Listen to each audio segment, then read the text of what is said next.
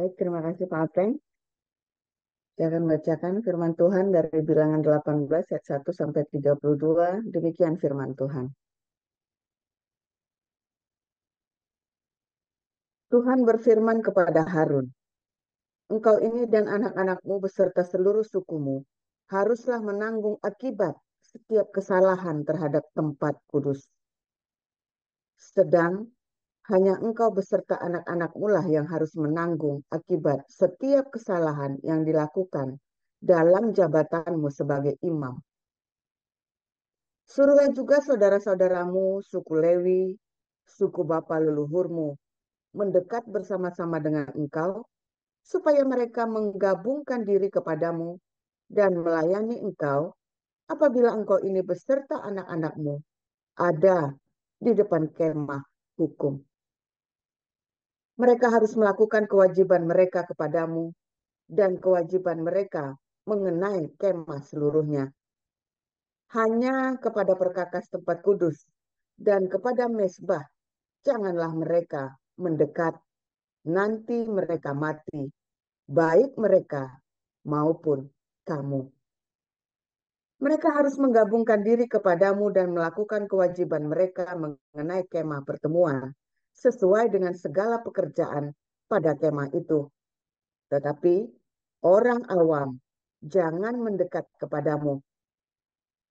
Dan kamu ini haruslah melakukan kewajibanmu mengenai tempat kudus dan kewajibanmu mengenai mezbah, supaya orang Israel jangan lagi tertimpa oleh murka. Sesungguhnya aku ini telah mengambil saudara-saudaramu, orang Lewi, dari tengah-tengah orang Israel, sebagai pemberian kepadamu, sebagai orang-orang yang diserahkan kepada Tuhan untuk melakukan pekerjaan pada kemah pertemuan. Tetapi engkau ini beserta anak-anakmu harus memegang jabatanmu sebagai imam dalam segala hal yang berkenaan dengan mezbah dan dengan segala sesuatu yang ada di belakang tabir. Dan kamu harus mengerjakannya sebagai suatu jabatan pemberian. Aku memberi padamu jabatanmu sebagai imam, tetapi orang awam yang mendekat harus dihukum mati. Lagi berfirmanlah Tuhan kepada Harun, sesungguhnya aku ini telah menyerahkan kepadamu pemeliharaan persembahan-persembahan khusus yang kepadaku. Semua persembahan kudus orang Israel ku berikan kepadamu dan kepada anak-anakmu sebagai bagianmu. Itulah suatu ketetapan untuk selama-lamanya. Inilah bagianmu dari segala persembahan-persembahan yang maha kudus itu, yaitu dari bagian yang tidak harus dibakar, segala persembahan mereka yang berupa korban sajian, korban penghapus dosa, dan korban penebus salah yang dibayar mereka kepadaku. Itulah bagian maha kudus yang menjadi bagianmu dan bagian anak-anakmu. Sebagai bagian maha kudus, haruslah kamu memakannya semua. Orang laki-laki boleh memakannya. Haruslah itu bagian kudus bagimu. Dan ini pun adalah bagianmu, persembahan khusus dari pemberian mereka yang lain, termasuk segala persembahan unjukan orang Israel. Semuanya itu kuberikan kepadamu dan kepada anak-anakmu laki-laki dan perempuan bersama-sama dengan engkau. Itulah suatu ketetapan untuk selama-lamanya. Setiap orang yang tahir dari seisi rumahmu boleh memakannya.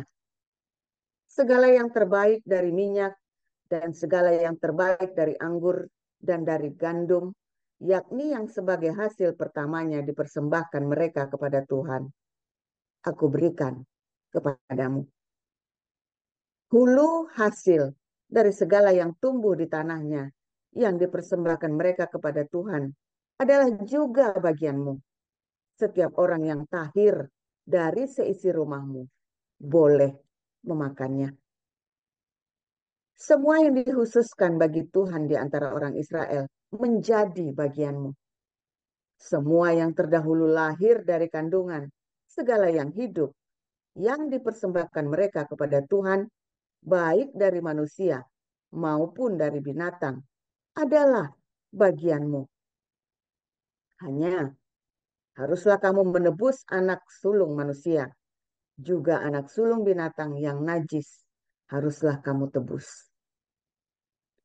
Mengenai uang tebusnya, dari sejak berumur 1 bulan, haruslah kau tebus menurut nilainya, yakni 5 shikal perak, ditimbang menurut shikal kudus. Shikal ini 20 gera beratnya. Tetapi anak sulung lembu domba atau kambing janganlah kau tebus. Semuanya itu kudus. Darahnya haruslah kau siramkan pada mezbah, dan lemaknya kau bakar sebagai korban api-apian, menjadi bau yang menyenangkan bagi Tuhan. Tetapi dagingnya adalah bagianmu, sama seperti dada persembahan dan paha kanan. Segala persembahan khusus, yakni persembahan kudus yang dipersembahkan orang Israel kepada Tuhan, aku berikan kepadamu dan kepada anak-anakmu laki-laki dan perempuan bersama-sama dengan engkau. Itulah suatu ketetapan untuk selama-lamanya. Itulah suatu perjanjian garam untuk selama-lamanya di hadapan Tuhan bagimu serta bagi keturunanmu. Tuhan berfirman kepada Harun, di negeri mereka engkau tidak akan mendapat milik pusaka dan tidak akan beroleh daging di tengah-tengah mereka. Akulah bagianmu dan milik pusakamu di tengah-tengah orang Israel. Mengenai Bani Lewi, sesungguhnya aku berikan kepada mereka segala persembahan persepuluhan di antara orang Israel sebagai milik pusakanya untuk membalas pekerjaan yang dilakukan mereka, pekerjaan pada kemah pertemuan. Maka janganlah lagi orang Israel mendekat kepada kemah pertemuan, sehingga mereka mendatangkan dosa kepada dirinya, lalu mati. Tetapi orang Lewi, merekalah yang harus melakukan pekerjaan pada kemah pertemuan, dan mereka harus menanggung akibat kesalahan mereka. Itulah suatu ketetapan untuk selama-lamanya bagimu, turun-temurun. Mereka tidak akan mendapat milik pusaka di tengah-tengah orang Israel. Sebab persembahan persepuluhan yang dipersembahkan orang Israel kepada Tuhan sebagai persembahan khusus, ku berikan kepada orang Lewi sebagai milik pusakanya. Itulah sebabnya aku telah berfirman tentang mereka. Mereka tidak akan mendapat milik pusaka di tengah-tengah orang Israel. Tuhan Musa, lagi haruslah engkau berbicara kepada orang Lewi dan berkata kepada mereka, apabila kamu menerima dari pihak orang Israel persembahan persepuluhan yang kuberikan kepadamu dari pihak mereka sebagai milik pusakamu, maka haruslah kamu mempersembahkan sebagian daripadanya sebagai persembahan khusus kepada Tuhan, yakni persembahan persepuluhanmu dari persembahan persepuluhan itu, dan persembahan itu akan diperhitungkan sebagai persembahan khususmu, sama seperti gandum dari tempat pengirikan, dan sama seperti hasil dari tempat pemerasan anggur. Secara demikian, kamu pun harus mempersembahkan sebagai persembahan khusus kepada Tuhan sebagian dari segala persembahan persepuluhan yang kamu terima dari pihak orang Israel. Dan yang dipersembahkan daripadanya sebagai persembahan khusus kepada Tuhan, haruslah kamu serahkan kepada Imam Harun. Dari segala yang diserahkan kepadamu yakni dari segala yang terbaik di antaranya, haruslah kamu mempersembahkan seluruh persembahan khusus kepada Tuhan sebagai bagian kudus daripadanya. Lagi, haruslah engkau berkata kepada mereka, apabila kamu menghususkan yang terbaik daripadanya, maka bagi orang Lewi, haruslah hal itu dihitungkan sebagai hasil tempat pengirikan dan hasil tempat pemerasan anggur.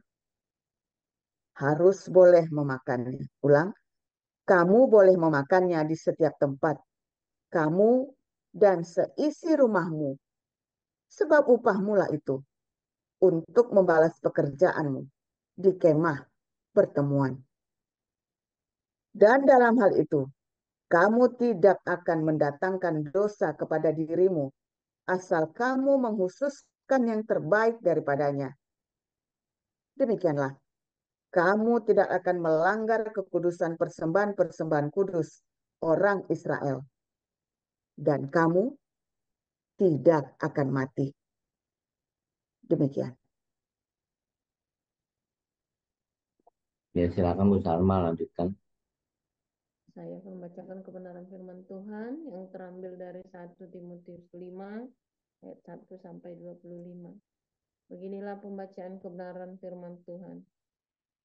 Janganlah engkau keras terhadap orang yang tua, melainkan tegurlah dia sebagai bapa. Tegurlah orang-orang muda sebagai saudaramu, perempuan-perempuan tua sebagai ibu, dan perempuan-perempuan muda sebagai adikmu dengan penuh kemurnian. Hormatilah janda-janda yang benar-benar janda.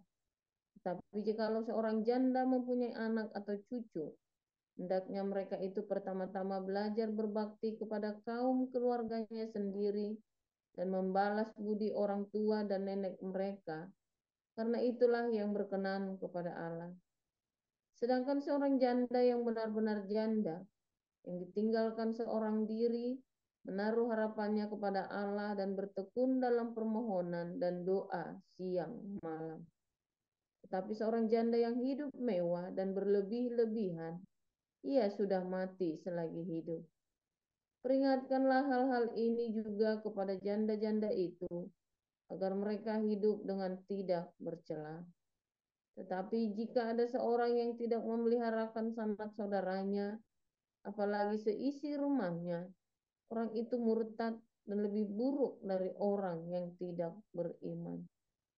Yang didaftarkan sebagai janda hanyalah mereka yang tidak kurang dari 60 tahun, yang hanya satu kali bersuami, dan yang terbukti telah melakukan pekerjaan yang baik, seperti mengasuh anak, memberi tumpangan, membasuh kaki saudara-saudara seiman, menolong orang yang hidup dalam kesesakan. Hendaknya mereka yang telah menggunakan segala kesempatan untuk berbuat baik. Tolaklah pendaftaran janda-janda yang lebih muda, karena apabila mereka sekali digairahkan oleh keberahian yang menceraikan mereka dari Kristus, mereka itu ingin kawin, dan dengan memungkiri kesetiaan mereka yang semula kepadanya, mereka mendatangkan hukuman atas dirinya. Lagi pula dengan keluar masuk rumah orang, mereka membiasakan diri bermalas-malas, dan bukan hanya bermalas-malas saja, tetapi juga meleter dan mencampuri soal orang lain dan mengatakan hal-hal yang tidak pantas. Karena itu aku mau supaya janda-janda yang muda kawin lagi, peroleh anak, memimpin rumah tangganya, dan jangan memberi alasan kepada lawan untuk memburuk-burukkan nama kita.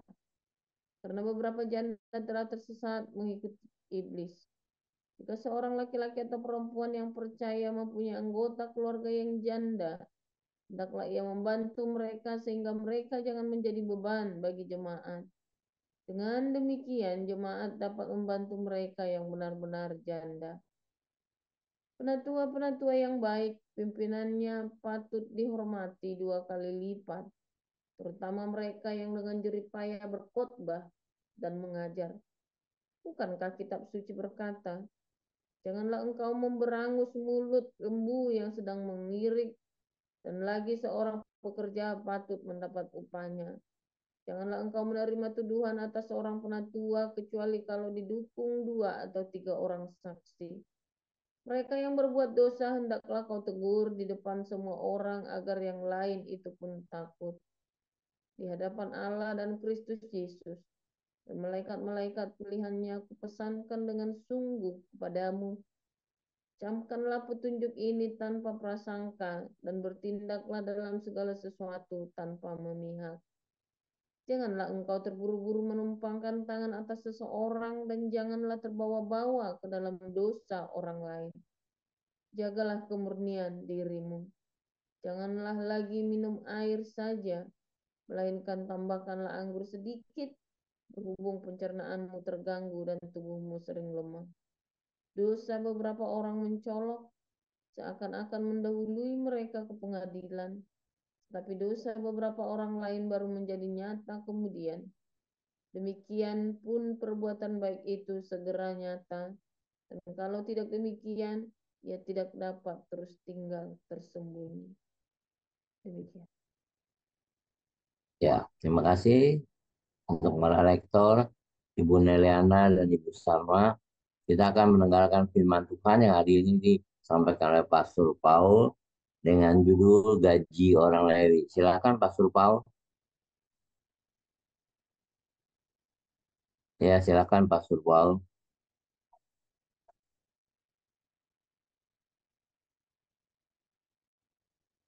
Pastor.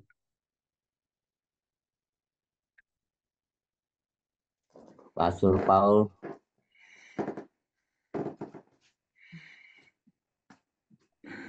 Oke, haleluya.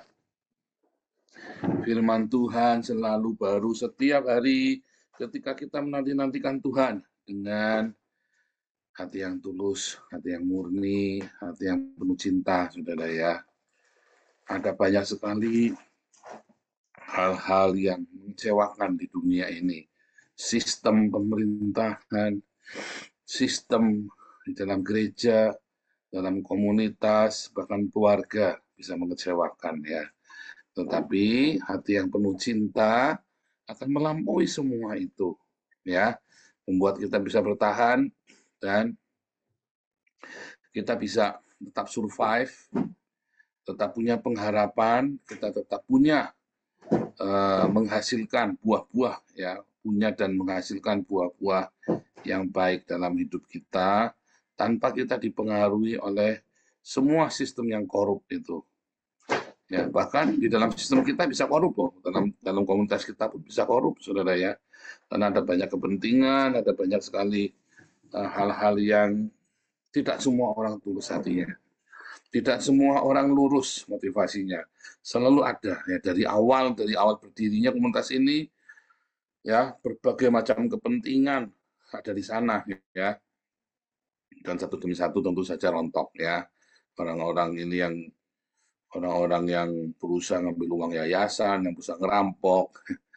Nah, tapi sayangnya kemudian ada orang-orang yang bagus juga ikut rontok ya, karena kecewa, karena itu biasa itu di semua sistem. Makanya saya ada beberapa polisi dulu ya yang baik-baik itu bilang, Pak, konsultasi dengan saya mau mundur, Pak. Ini polisi ini baik ya, saya bilang, kenapa kamu harus mundur? Saudara, ketika saya berkata polisi Indonesia korup, tidak semua polisi Indonesia korup loh. Banyak yang baik. Ketika saya bilang penegak hukum Indonesia korup, tidak semua korup loh. Banyak yang baik loh, saudara. Hanya yang baik ini sebenarnya banyak, saudara. Tapi takut, ya, karena yang korup ini amat sangat jumawa dan kasar, ya, dan luar biasa mengerikan. Cara mainnya itu mengerikan, sehingga yang baik-baik ini main aman. Tetapi apabila Anda punya hati yang tulus murni, Anda akan ketemu dengan orang-orang yang baik ini, saudara. Ya, karena itu tadi, kamu orang baik kan ketemu orang baik, orang jahat akan ketemu orang jahat. Ya, kalau kamu mental mau nyogok, mau mengalahkan segala cara, kamu akan ketemu dengan orang-orang yang ini. Kalau kamu orangnya baik, tulus, Tuhan akan ketemukan kamu dengan orang polisi-polisi, penegak hukum, hakim, ya lawyer yang baik. Ya memang begitu hukumnya ya sudah hukumnya seperti itu. Bahkan dalam gereja, kalau Anda hatimu mau mencari pembenaran, kamu akan ketemunya dengan komunitas-komunitas yang ya pengen cari pembenaran. Kalau hatimu pengen mencari kebenaran, kamu akan ketemu dengan komunitas yang mencari kebenaran. Kamu akan dituntun bagaimana kamu berjumpa dengan Tuhan. Di dalam gesekan-gesekan, dalam konflik itu kamu ketemu Tuhan. Gitu ya. Itu sudah apa namanya menjadi seperti hukum universal. Anda nggak usah orang Kristen, Anda nggak usah percaya Yesus, nggak usah percaya Tuhan, taruh kata Anda ateis lah. Itulah hukum universal yang terjadi seperti itu. Ya, orang-orang Lewi ya, atau orang-orang yang menjadi pelayan-pelayan kerohanian, ya, itu juga sama ya. Ada pelayan-pelayan yang rakus, uang tamak serakah. Ada pelayan-pelayan yang dia mengutamakan Tuhan. Ya, saya sangat sedih sekali ya. YouTubers ini seharusnya menuai banyak jiwa-jiwa. Tapi nampaknya Tuhan melakukan banyak pemurnian ya. Banyak YouTubers ini yang kemudian akhirnya malah bukan menuai jiwa-jiwa ya, tapi memanipulasi banyak orang untuk mencari donasi, bahkan tega menghancurkan YouTubers lain. Ya sesama Kristen, hanya demi donasi. Karena orang ini memang hanya cari uang. Ya, saudara, saya selalu berkata ya, jangan pernah kasih uangmu kepada yayasan yang tidak jelas atau orang yang tidak jelas, yang laporan keuangannya nggak jelas. Ya, termasuk kepada saya kalau saya nggak jelas, jangan dikasih, saudara. Jangan berikan uangmu kepada orang-orang yang tidak jelas intinya. Ya, sebab ketika Anda memberikan uangmu kepada orang-orang yang tidak jelas, ya, maka yang terjadi adalah kamu akan dimanipulasi. Kamu tidak diberkati. Kamu tidak bertanggung jawab, bahkan kamu tidak akan bertanggung jawab dengan keuanganmu. Tapi belajarlah bertanggung jawab dengan keuanganmu, dengan mensupport hamba-hamba Tuhan yang jelas keuangannya. Laporan pertanggungjawaban keuangannya jelas. Mensupport hanya kepada gereja-gereja yang punya laporan keuangan yang benar, yang mengajari Anda berdiakonia, yang mengajari Anda bermarturia, yang mengajari Anda untuk berbagi kepada orang miskin, dan terutama yang mengajari Anda untuk hormat kepada orang tuamu. Bukannya mengutamakan gereja daripada orang tuamu. Begitu pendetamu bilang, ya, utamakan Tuhan daripada orang tua, tinggalin dia. Itu pendeta goblok, pendeta sesat, saudara. Karena apa? Karena orang tua itu ada karena Tuhan. Kalau kamu tidak bisa menghormati yang ada di situ, bagaimana kamu menghormati yang tidak kelihatan? Lalu kamu ditipu oleh pendetamu bahwa Tuhan akan memberkati orang tuamu bila kamu memberi kepada gereja terlebih dahulu. Salah, saudara. Rawatlah orang tuamu terlebih dahulu. Rawatlah anak istrimu terlebih dahulu. Baru kamu memberikan untuk orang-orang Lewi, saudara. Ya, rawat dulu orang tuamu dengan benar. Rawat dulu anak istrimu yang benar. Baru kasih uangmu ke gereja. Tetapi kamu juga lihat, di gereja ini uangnya buat apa? Kamu boleh nanya. Kalau ternyata pendetanya ngajakin Anda untuk berbagi kepada orang miskin, tapi pendetamu sendiri hidupnya bermewah-mewah, ya jangan, saudara. Harusnya pendetamu memberi teladan dalam memberkati orang-orang miskin. Tetapi saya jarang sekali melihat gereja mengajak Anda untuk menghormati merawat orang miskin. Ya biasanya ya buat bikin sumbangan pembangunan. Coba lihat gereja-gereja. 2/3 dananya digunakan buat membangun gereja, buat beli alat musik gereja, LED yang bagus-bagus, gedung yang mewah. Itulah makanya gerejamu makin besar, makin megah, orang Lewinya makin kaya, sedangkan kamu tetap kere. Ya, Tuhan Yesus biasa, Tuhan Yesus luar biasa, pendetaku luar biasa, jemaatnya biasa-biasa saja. Nah, salah, saudara ya. Makanya saya berani bilang ya, 2 tahun kamu ada dalam komunitas ini. Kalau kamu belum dipulihkan, saya nggak ada yang salah atau kamu yang ada yang salah, saudara. Kamu boleh telepon saya kalau kamu 2 tahun belum dipulihkan hidupmu, masih tidak karu-karuan. Beberapa orang sudah nelpon saya, sudah saya tunjukkan karena kamu malas. Loh, kok malah dituduh, malah, iya kamu malas, kamu tidak kerja kok nyatanya kok. Bagaimana Tuhan mau berkati kamu tidak kerja. Iya kan?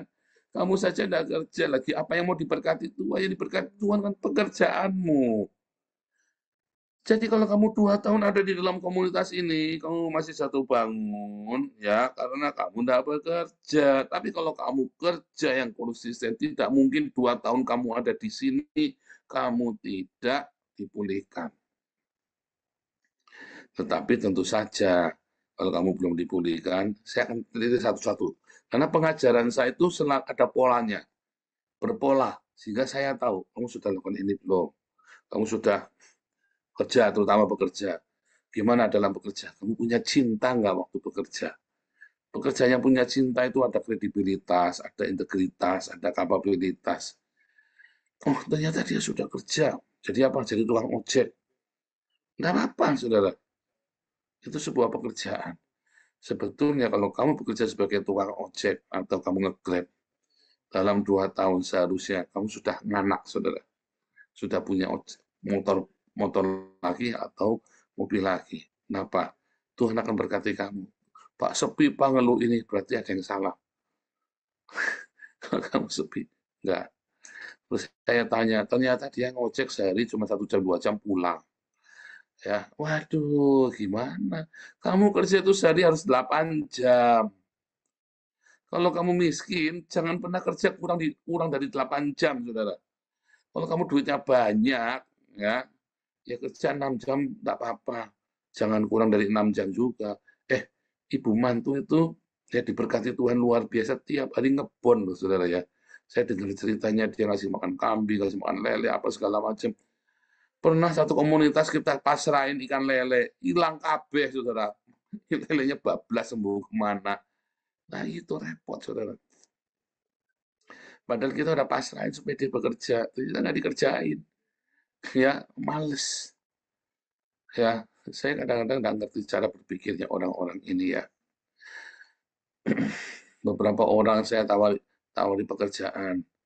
Aduh, ya susah, saya bilang. Kadang susah ya, saudara. Saya dulu ya, karir saya cepat sekali. Saya pertama ditawari, kamu mau nggak di Palembang? Semua orang pada takut ke Palembang. Saya orang keturunan Tionghoa yang pertama berani jadi kepala cabang di Palembang. Saya langsung mau, berangkat. Kantornya itu di Sungai Gerong, saudara, tempat jin buang anak. Itu saya tiap hari ketemunya preman. Tiap hari ketemunya orang mabuk, orang tukang residivis semuanya itu ya. Wah, serem itu di situ daerah-daerah itu, ngerti ya. Tuhan kirim ya, tiba-tiba ada seorang mayor TNI datang. Cuk, cuk, cuk, cuk, cuk, cuk. Saya bersahabat dengan dia. Nggak tahu ya, nggak tahu, tiba-tiba datang aja. Ya biasa, dia kan cuman apa namanya, cari pergaulan kan. Ini kepala cabangnya masih muda, baru dengar-dengar dari mana. Yuk kita samperin yuk. Mungkin pikirannya begitu kan, masih muda. Dan akhirnya jadi teman baik ya, saudara ya. Akhirnya jadi teman baik saya. Orang yang nggak mata duitan. Akhirnya saya punya dana taktis, saya kasih ke dia, saudara, untuk dana taktis, dia kasih ke anak buahnya buat bikin pengamanan. Akhirnya siang malam kita dijaga sama tentara, dari situ ya. Siang malam itu dia kirim, dulu boleh ya, zaman itu masih belum ada yang aturan-aturan tentara tidak boleh dikaryakan segala macam. Jadi waktu itu akhirnya kita jadi teman baik, padahal saya nggak ngerti, masih usia 27 tahun, banyak masih muda, kinyis-kinyis, jadi kepala cabang di sarang penyamun itu, saudara ya. Tapi Tuhan pasti kirim, Tuhan pasti akan kirim, Tuhan buka jalan.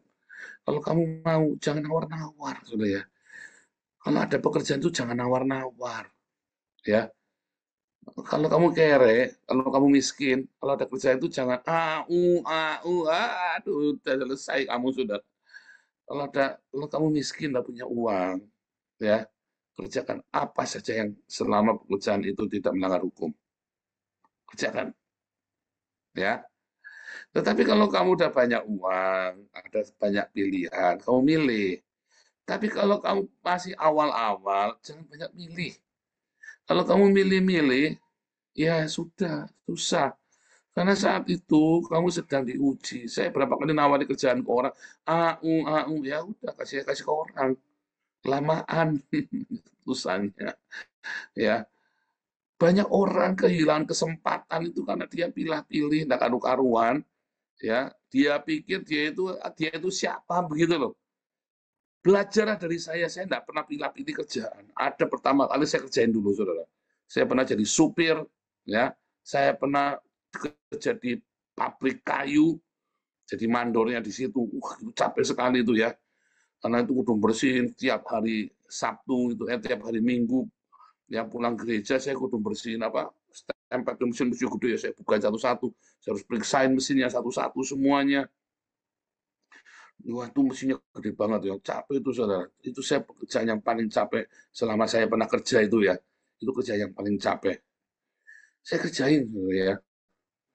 Jadi ngelilingan roti. Pernah saudara saya kerjain. Ya, waktu saya bantu orang tua saya ya, papi saya. Kita dulu jualan roti. Masih, apa namanya, belum punya mobil. Jadi kita kelilingan ke desa-desa pakai becak roti ya, pakai becak. Itu pun saya kerjakan loh. Ya, malu nggak? Enggak, saya nggak malu.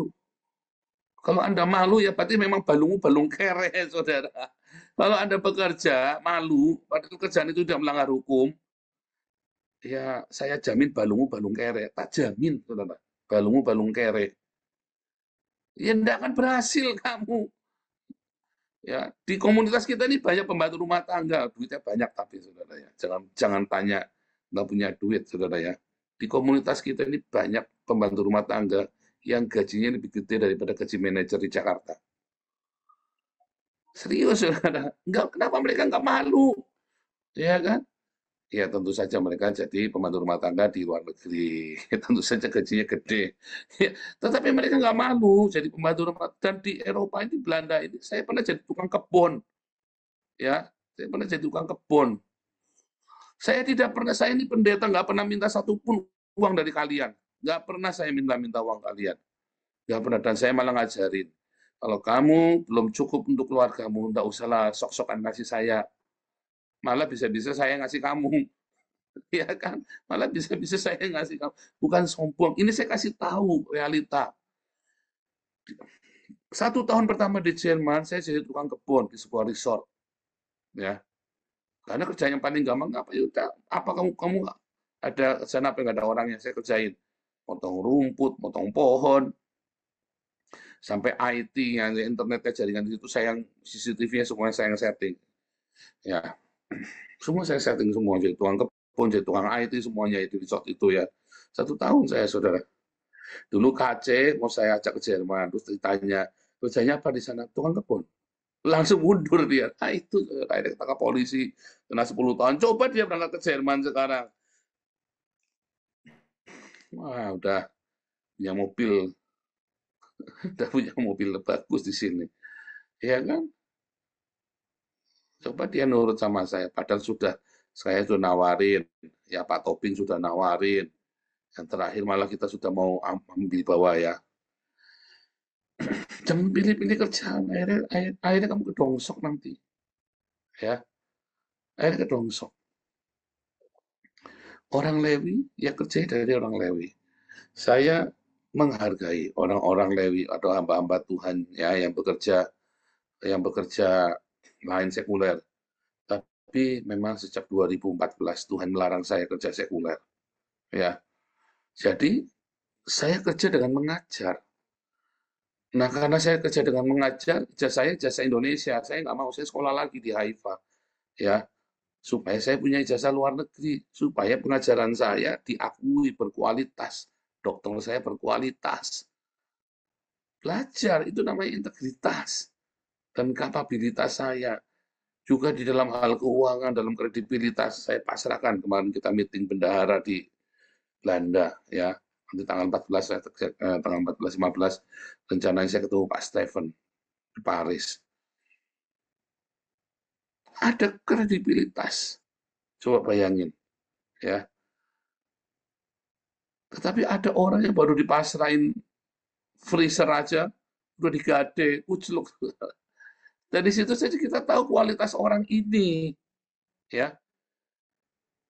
Makanya ya, kalau Anda tadi lihat ya, orang-orang Lewi itu disuruh rawat bagiannya, dia suruh dirawat, saudara. Ya, semua biaya perawatannya, tenda-tenda, apa kemah, apa tabernakel itu semua bagiannya dia, itu semua harus dia yang tanggung jawabnya mereka. Ya, termasuk saya beli alat musik apa saya minta-minta sama Anda, saudara? Tidak, saudara ya. Tuhan sediakan, ya. Tuhan sediakan. Ya seadanya, ya tapi baik. Ya seadanya tapi ya baik. Ya, satu-satunya pendeta yang tidak pernah minta-minta, cuman saya di Belanda ini, saudara. Serius, saudara ya. Satu-satunya bantuannya tidak pernah minta-minta sama jemaat, cuman saya. Saya bekerja, ya, nggak minta-minta uang dari jemaat. Bekerja sebagai orang Lewi, saya mengajar pada Anda kan. Ya Anda mau ikut kelas itu, gitu kan.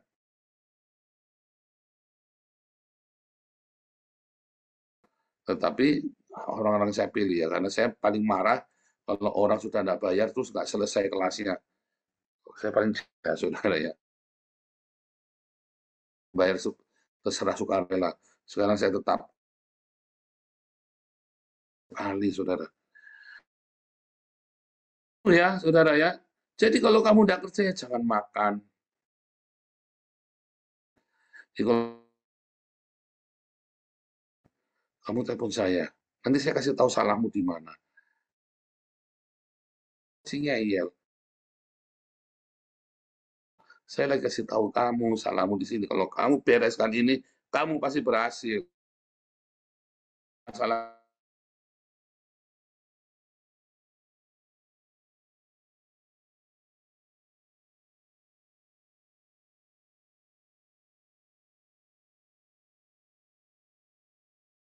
mau kerja sama istri saya enggak boleh. Mati aja sana. Nah, mau kerja sama istri saya enggak boleh. Saya kadang-kadang nggak ngerti ya. Mau kerja loh, bukan mau maling loh, saudara. Bukan mau jadi rampok loh. Sama istri saya enggak boleh. Saya enggak ngerti. Kamu itu, kamu mau kerja. Ya kan, sebentar, saya lagi ngomong, saya belakangan lagi doyan ngomong, saudara ya. Doyan ngomong, doyan ngomel. Kedua, pasti kamu ya malah digade barangnya. Sekalian batuk, saudara. Kasih motor, SNK-nya hilang, Bu, kemana? Nggak laporan sama kita, motornya nggak dirawat. Padahal dirawat, kita yang gantiin ongkos perawatannya. Ini sampai hancur-hancuran motornya, saya nggak ngerti kadang-kadang. Ya.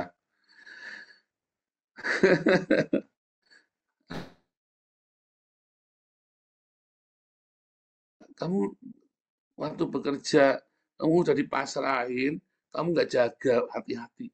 Ya tapi orang pengen lebih, ya kamu bertahan dengan itu. Kurang, jangan takut. Lawang sembakonya kamu disupport. Ya. Ketiga, ya, kamu mentalnya masih suka minta-minta. Orang sebel. Saya kasih tahu rahasia saya diberkati Tuhan.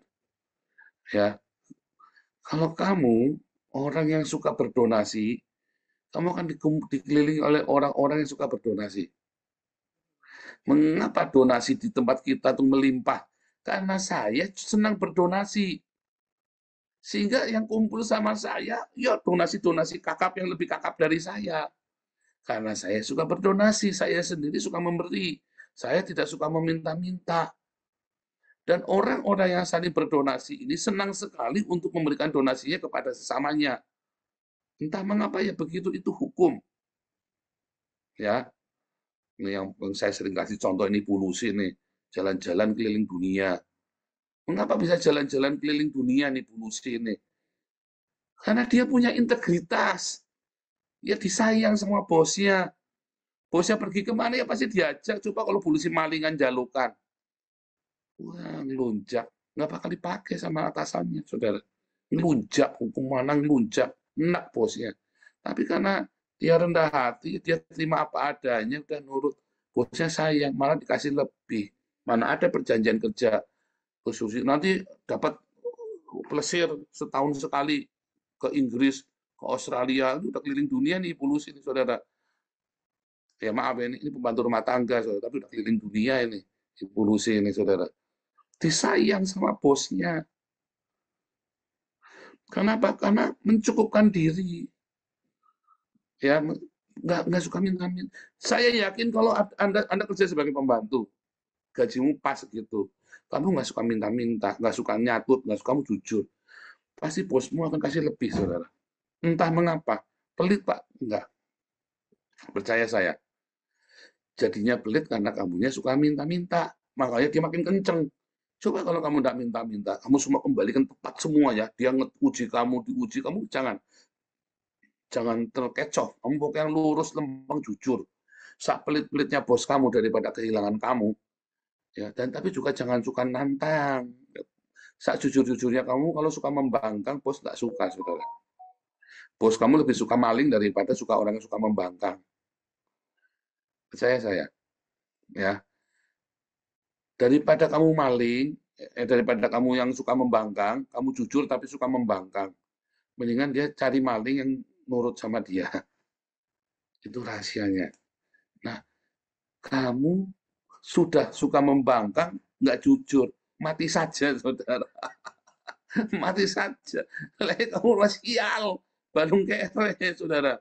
Serius, saudara ya.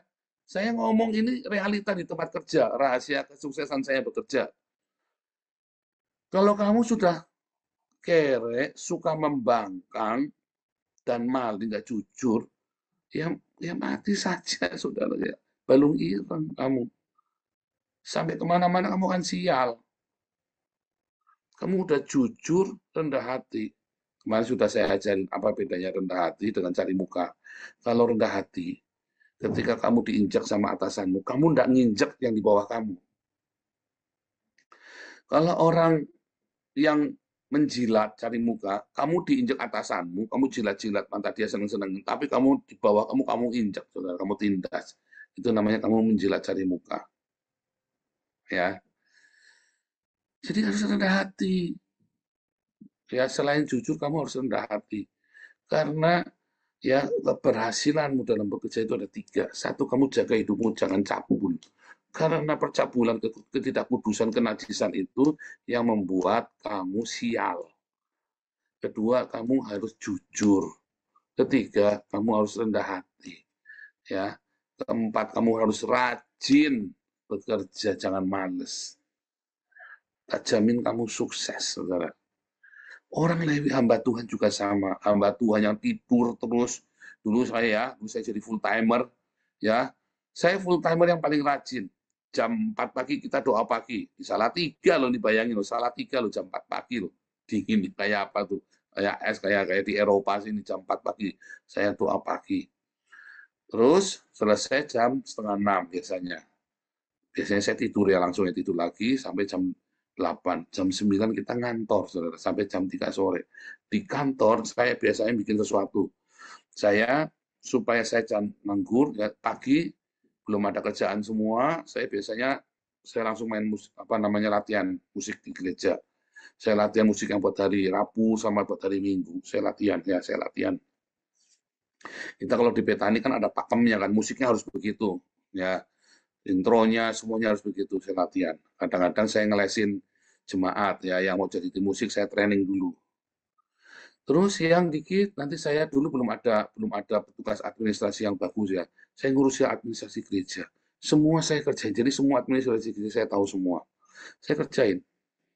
Ya. Akhirnya semua orang carinya saya. Nah, sementara full timer ada 12, saudara, waktu itu ya. Kerjanya pagi tidur, ya makan, habis doa. Kadang-kadang mereka nggak bangun kalau doa pagi, ya terus mereka makan, habis makan, jam 10 mereka dijemput sama jemaat gereja, diajak jalan-jalan, diajak mancing, diajak ini, diajak itu, diajak omong kosong lah. Saya tahu lah kerjaannya lah. Ya akhirnya kan yang dapat rezeki banyak saya kan. Karena saya selalu di situ, lalu saya difitnah, katanya saya ngelaporin orang-orang, inilah itulah. Saya nggak ada urusan, saya nggak pernah urusan sama kerjaan orang. Dari dulu karena saya kerjanya bagus, saya nggak pernah ngurusin kerjaan orang, saudara. Karena kerjaan saya bagus. Karena saya pede dengan YouTube dan TikTok saya nggak pernah nanya-nanya YouTube dan TikToknya orang. nggak pernah ngerasain. Buat apa? Donasi kita sudah melimpah. Justru orang ngasih tahu saya ini si Bom Bom ngomong begini, saya Fudin ngomong begini, Rudi Yohanes ngomong begini, dan semuanya ngomong begini. Saya emang nggak pernah tahu kalau nggak dikasih, saudara, nggak pernah urusan saya.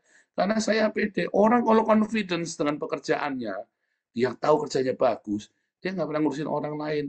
Kain itu dia menjadi ragu apakah persembahan dia diterima apa enggak, karena Habil itu mantap.